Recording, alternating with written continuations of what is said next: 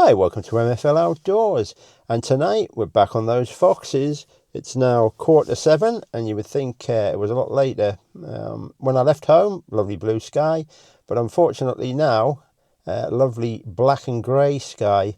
Looks like it's going to rain as well. I hope that's going to hold off. The wind's not too bad though, a little bit blustery, but we can live with that. As long as that rain holds off, that'd be great. Now we'll see if Mr. Foxy shows up. I'm going to get something to eat now. I've brought my tea along in a plastic container and I'm going to have a cup of coffee, get sorted out, and then I'll come back to you. Tonight I'll be using the Tikka T3X Ace Target rifle with the Wildcat 12 Predator moderator. The scope I've got on top is the Infiray Rico RH50.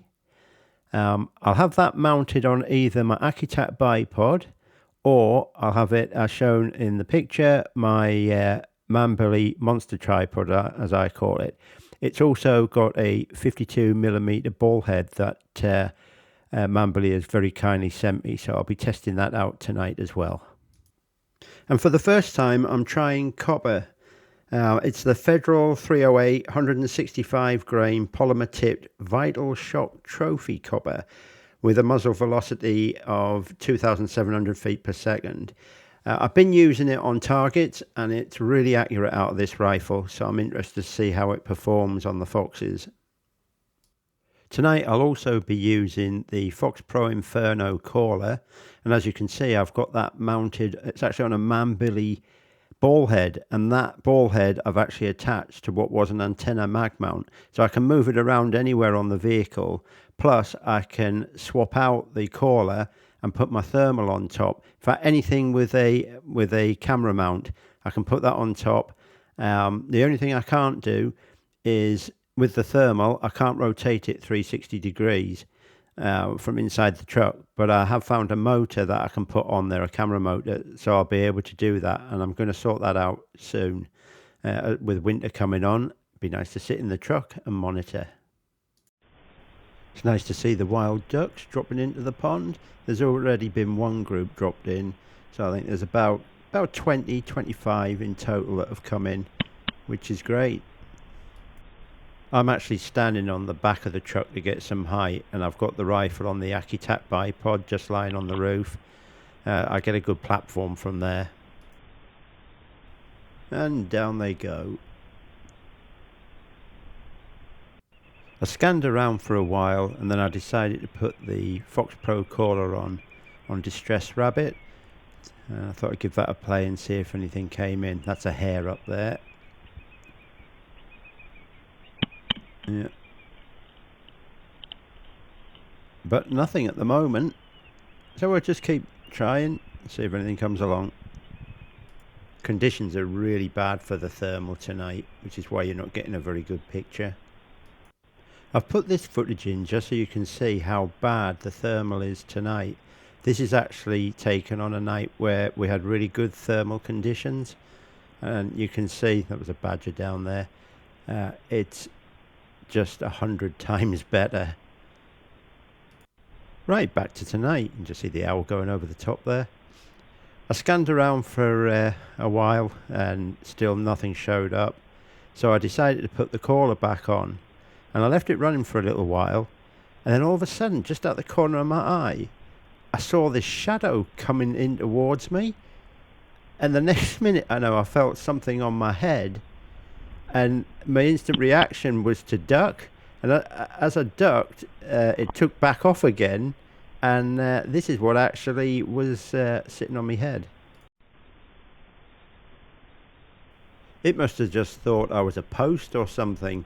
I mean, I was fully camouflaged up and I wasn't moving at all. I was just looking out with the thermal, and yeah.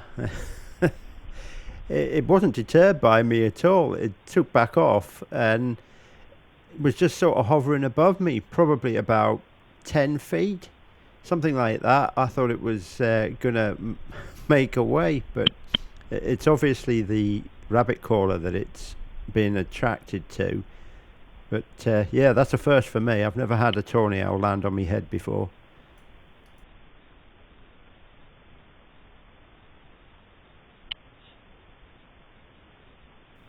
With it being in so close though, I don't think I've ever captured any footage as good as this with the thermal on an owl.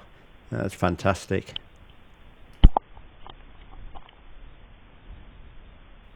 Right, after that bit of excitement, let's get back to the foxing. I hope that doesn't happen again.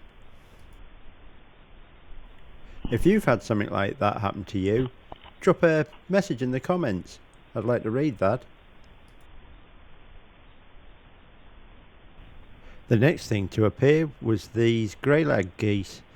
The thermal's doing a really good job here because they're actually above the clouds. I couldn't see them at all. I could only see them with the thermal. But yeah, fantastic to see them as well, flying in formation. They must be having to battle some wind though, because it's it's really starting to blow a hoolie here now.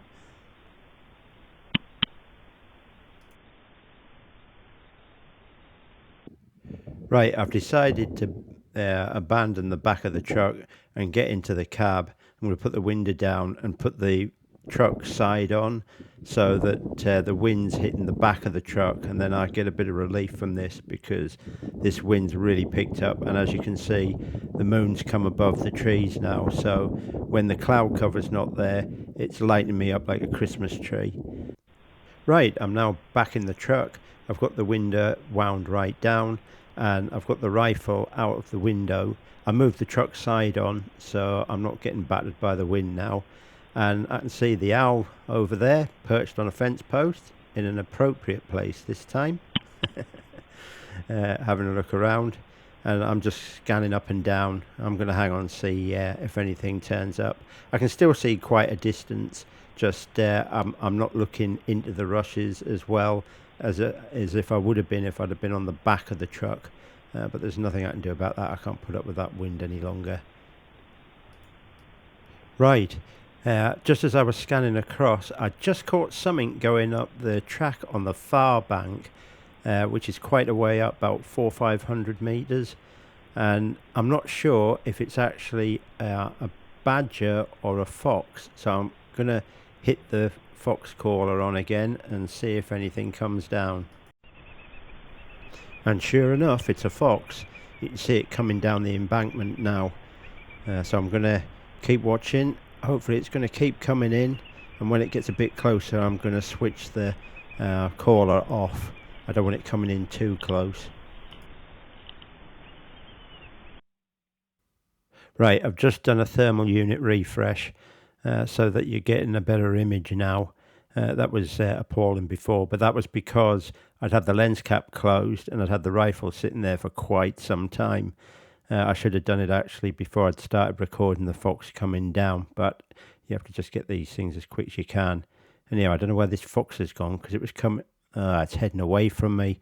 It's actually going up an old track. You can just make out the ridge lines there. That's quite a distance off there now. Right, well I'm zooming in a bit more and I'm not going to try and call it in any further. I'm going to take the shot and see what these bullets are like out at range. I've already checked the zero on the rifle. As you know, I actually zeroed this at 41 meters, so I'd have a point blank range out to 220 meters.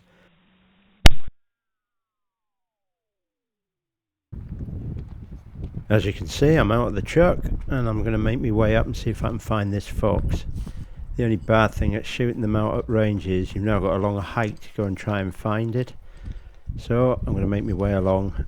It's a bit squishy underfoot, as you can see, and it's just starting to spit on with rain there. I don't know if you're picking that up on the camera.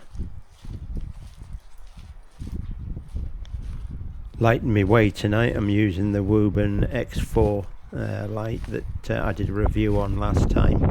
It's performing quite well up to now, so all good. Anyway, I'll come back to you when I've found this fox. Yeah, better go on to red light here because she's a bit... It's Vixen. It's quite a way up. I didn't realise it was this far up. Now I'm going to get it back to the truck. Right, I'm nearly back to the truck. That was a long old haul coming back. I didn't realise it was that far. It was nearly up to the barbed wire fence at the very top.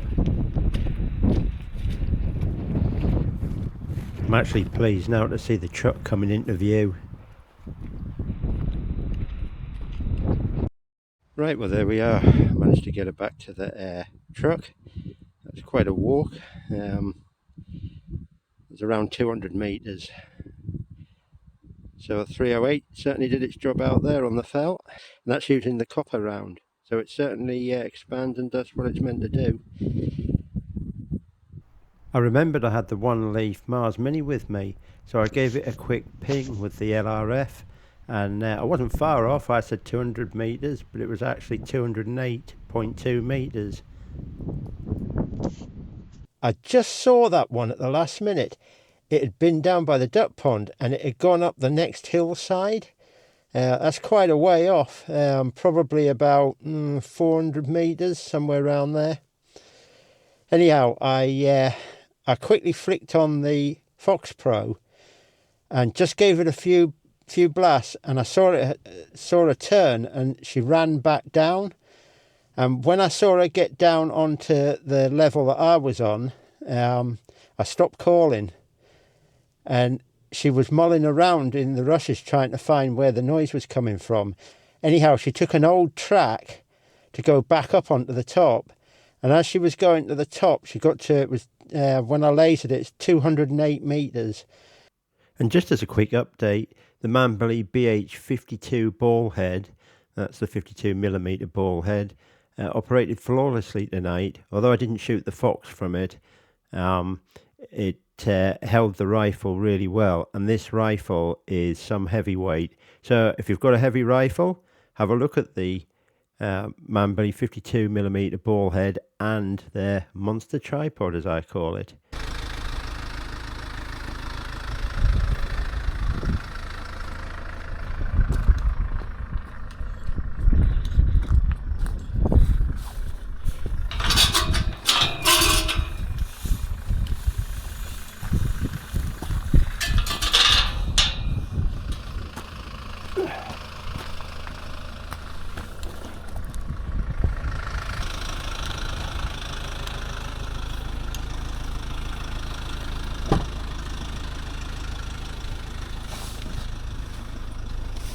Right guys, well that's me finished. It's now 11:45, nothing else shown up. It's really windy out now and the moon keeps popping out the clouds and lighting everything up like a Christmas tree. So I've decided to call it quits. All the gear's away and I'm going to head out of here. I've got my Dairy Lee Dunker though, so I'll not be able to eat that on the way back, but I will eat it when I get home. I'd just like to thank everyone who's done buy me a coffee lately. That's really appreciated, and to the channel members, that's also appreciated. It does take a long time to make these videos. Also, people don't realize just the editing alone can take a full day and more sometimes. So yeah, if you haven't hit the subscribe button, it doesn't cost anything. If you could hit that, it really would be appreciated. There's still about 78% of people who watch my videos aren't subscribed. And I say it costs nothing. It's just a quick press of the button. You can do it now. Don't forget to give us a thumbs up and drop us a comment. Let us know what you've been getting up to. And thanks to all of you. Without you, this channel wouldn't be what it is. So I'm going to get out of here. Take care. We'll catch you on the next one. Bye for now.